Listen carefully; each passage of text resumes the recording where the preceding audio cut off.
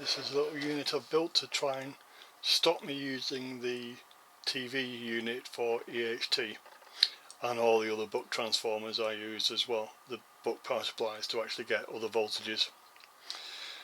This is an ECC82 and an EL91, or to be quite honest, it's a CV136 military. An old 405 line output transformer, at least I think it's 405 line, and I've added a few extra windings to the opposite side of the ferrite to the bobbin. This one gives me 250 volts or above that for G2, and this one gives me about minus 42 volts for the control grid. And underneath, a bit of a mess, just lashed up some simple diode, capacitor, rectifiers and a high voltage cap for the EHT. It generates around 3.8 kV on this point, minus 43 on this, and about 260 volts on the grid 2, and I've got a pot across the negative grid volts so I can control the beam current. I couldn't leave it like that, so I have built a screen to go over it and screening cans for the two valves to stop RF noise getting all over the place. This is a circuit that was shown to me on the forum by one of the kind members.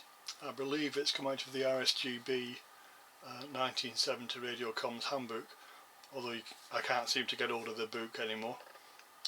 But the circuit is an ECC82 as a multi-vib with anode driving grid of the EL81 quite hard. I've actually replaced the EL81 using an EL91, which is down to a 7-pin, really meant as a small audio output valve, and driving it just under its limit at about 4.5 watts. The pot is missing, so I've just used a few fixed value resistors, and basically it gives an uneven mark space ratio, so it's on more than it's off.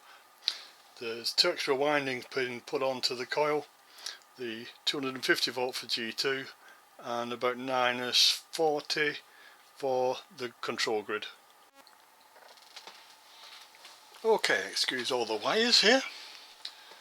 We have a variable power supply that is supplying current and voltage to these buck converters. This one's doing 6.3 volts, supplying the CRT heater and the heater on the ECC82 and the EL91.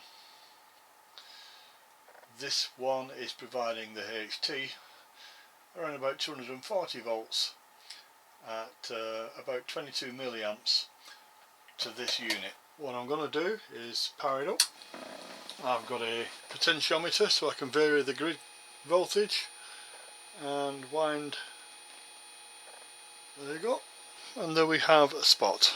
Obviously it's unfocused, but it's showing the EHT, the 250 volts and the negative grid volts coming in and doing the job. Looks good, and it should stop me having to provide the EHT from the TV. The next stage would be a transformer based power supply rather than the buck power supplies.